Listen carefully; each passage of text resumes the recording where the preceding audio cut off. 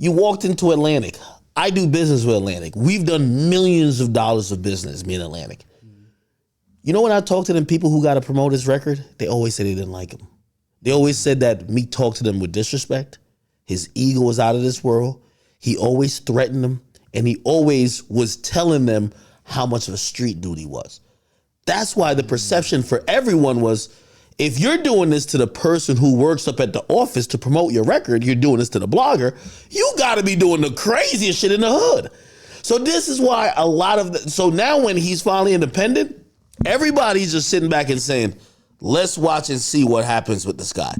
And we're finding out that without the people who he shit on and stepped on to get here, there isn't much there.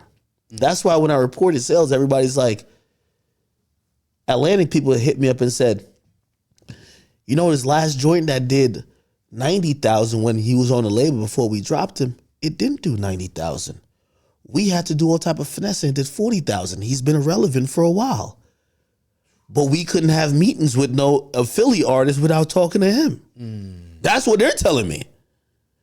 So now when you kind of realize all that's going on, and we going up, bloody. And this is what you know, he's just not a smart guy.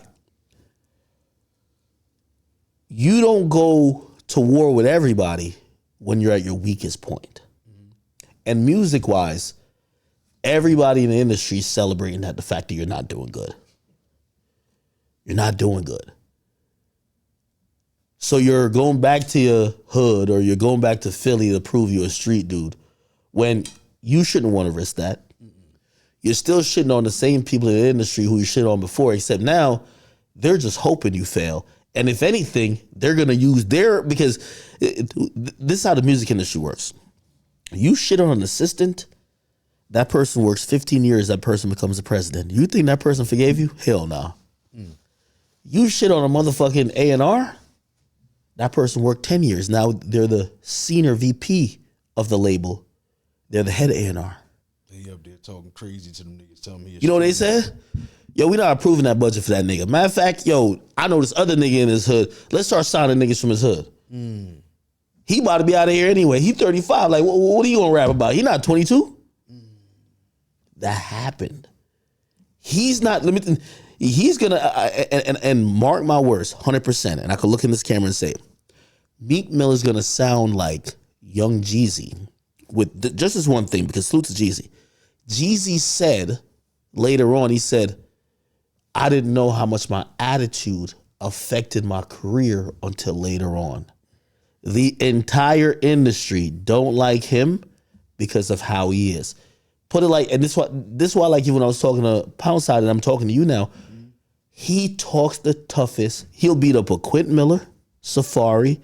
With me, he say he can't wait to catch me.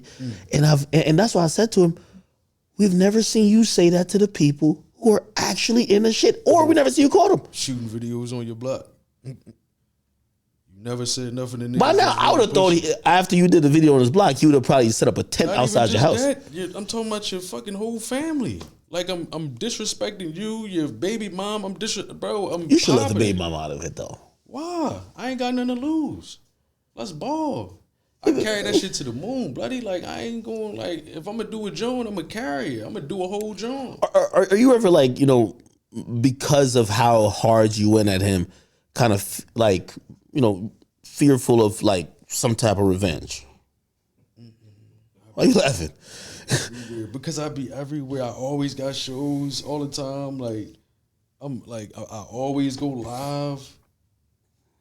I'm in South Philly. I remember I told you got two hoods. So now I'm in North Philly all the time. I'm in South Philly all the time. Really? Like, yeah. The studio, Jazz You Up Studios, is in 16th and Tasker. That's Tiffy Bay Studio. Like Tiffy Bay and his brother. I'm always there. You know what I mean? But Tiffy Bay is his guy. Yeah. That's I told you at the time when we was fucking with each other. But his big brother Otter, shout out to Slider Otter too, man. We got some things going on too, but he went to a couple of them parties over there, right? And like the Diddy, the parties, not got invited to those. He was in Cali going to a couple parties with Meek, right?